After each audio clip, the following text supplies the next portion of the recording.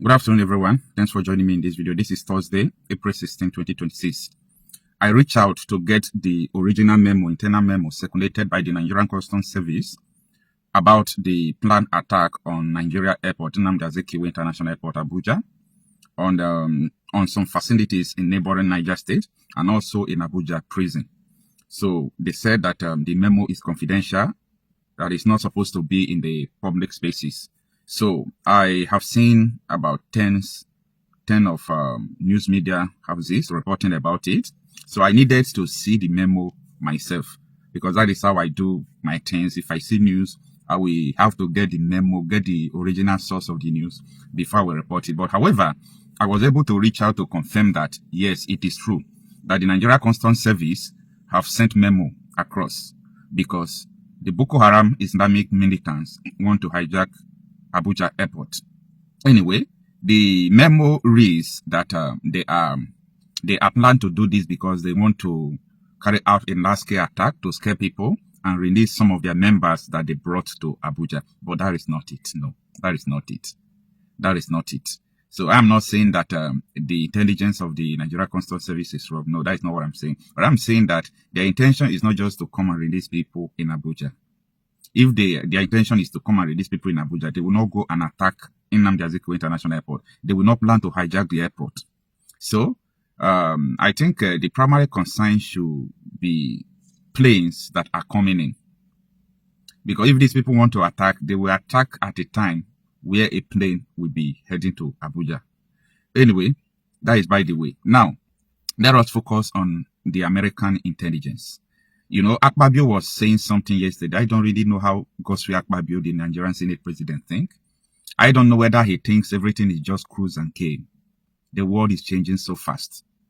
Now, Akpabio was making a very, should I say, cowardly, manipulated statements after saying that insecurity in Nigeria will end after 2 weeks after election in 2027. He went on to say that the American government ordered their people to leave Abuja, not because of any security threat, but because of Iran, that America is afraid of Iran, so that Iran will not attack Abuja airport. I laugh and I shake my head. You see the kind of people that are leading you. Now, the same day he was making this statement, the Nigerian Customs Service was circulating memo round, warning them about the imminent attack on Nigerian airport. This is all about human shed. These people will be attacking markets, hospitals, airports, schools, and so on and so forth. It is level by level. Level by level. That was 3 months ago video that I did. Principles of Islamic warfare by Boko Haram and all these people. They use Takia, that is the principles of deception.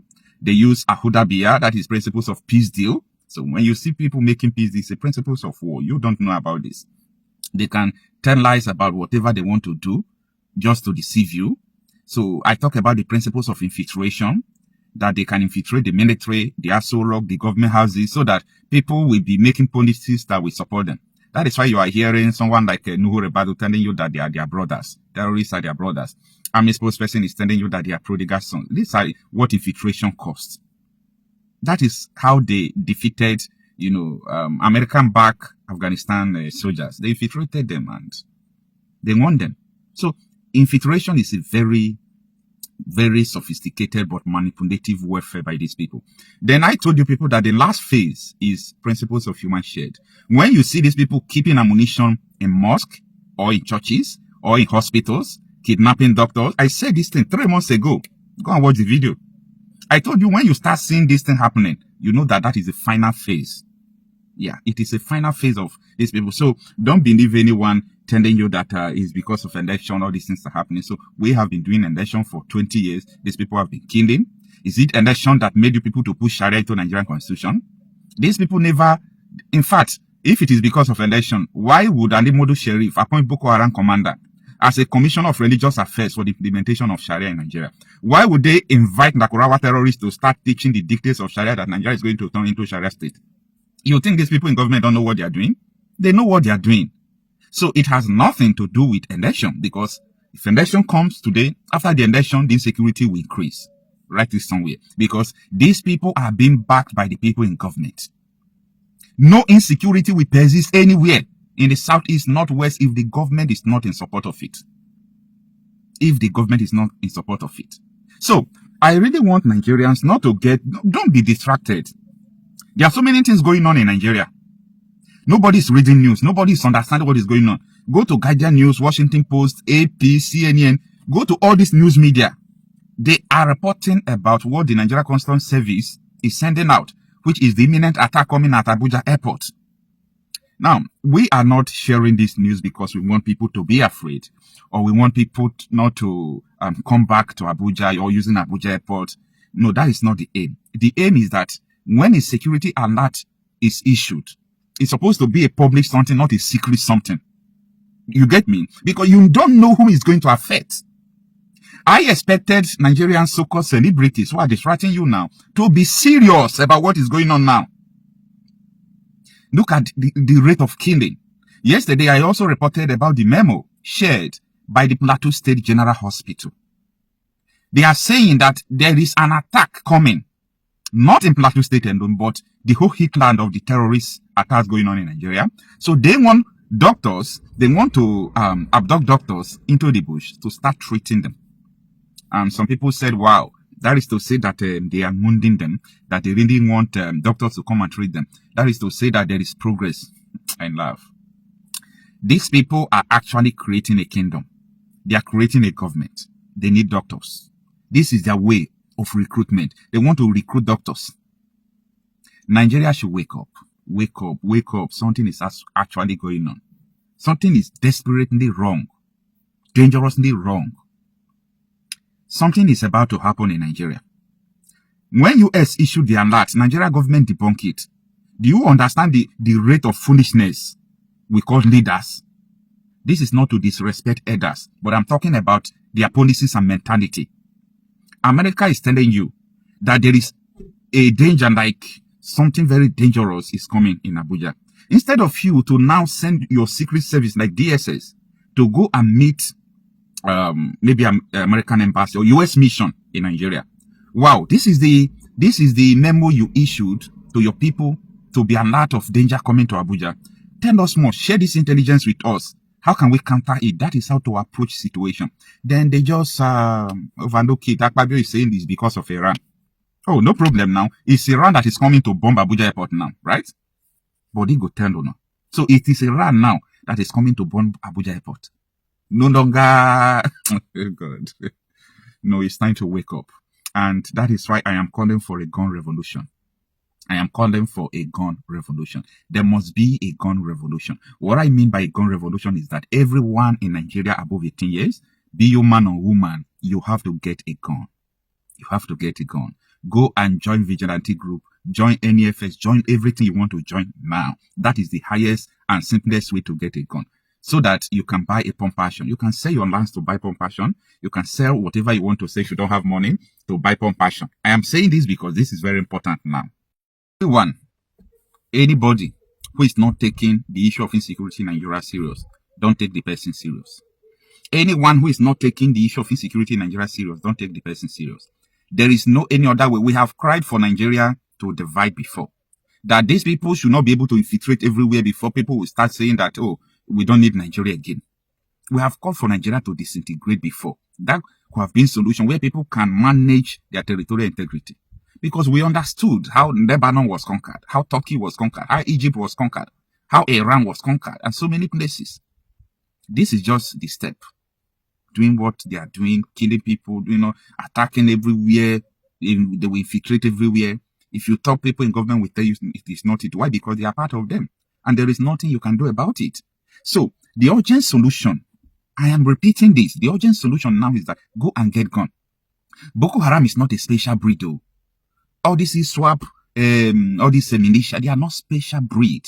Imagine people having AK-47, sophisticated weapon, even all those anti-aircraft weapons. They storm a village, but people with hunters gun, pump action, they were able to defeat them and chase them away. That is what unity and cooperation does. Forget about that they are carrying AK-47, that you yourself will not see, you won't have access to AK-47, and so on and so forth. Don't worry. Go and get that pump action. Let them enter any city, any community that have up to 50 men with gun. You know that all of them are going to die. Their power is your vulnerability. The power of these terrorists is your vulnerability. Guys, go and get gone. Don't die for nothing. One bullet go kill you. Don't die for nothing. Like, look at the rate at which people are dying. Don't die for nothing. Go and get gone. God is very important. Who started the Boko Haram crisis in Borno State? A governor, Modu Ali Sharif, addressed the press 2 days ago and attempted to insult the collective intelligence and memory of Nigerians by denying any links with the dangerous, dreaded Boko Haram sect. I did reply him yesterday, and I'm expecting him to sue me, because he said he wanted to sue an Australian. You don't need to go to Australia. What you are looking for in Sokoto is in the pocket of your Sokoto. I'm ready to join issues with him, because not only did he sponsor that organization by providing funds for them, in 2003, he had a deal with the Boko Haram sect to get him to win the election. And if he won his re-election, he will compensate the organization. When he won that election, he appointed Alhaji Bugu Foy as the Commissioner for Religious Affairs to implement Sharia in that state. When the man attended the first Executive Council meeting, he discovered that they were all talking about contracts and how to steal money. So he went back to the camp, the Boko Haram camp, and said, "Where you send me to is Gida Barawi, the house of thieves. I can no longer be part of them." So he was asked to resign, and that was how Foy resigned from the government of Modu Sharif. So to say that you don't know them is the greatest lie.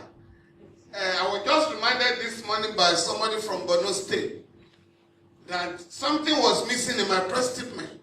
That in 2012 October 10, Alhaji Modu Sharif was arrested in Cameroon on grounds of his Boko Haram connection. But the government here pleaded with the Cameroonian authorities to release him, because he's a big man here. He cannot be arrested.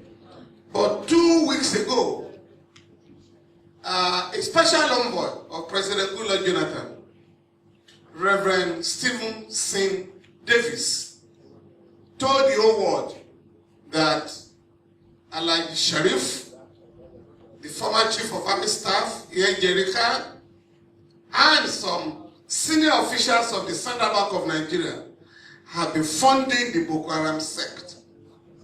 Up till now, the government has not reacted to this very important information. So when you are looking for the sponsors of Boko Haram, I think we now know where they are. But what is very disturbing is the fact that currently Nigerian soldiers are refusing to fight.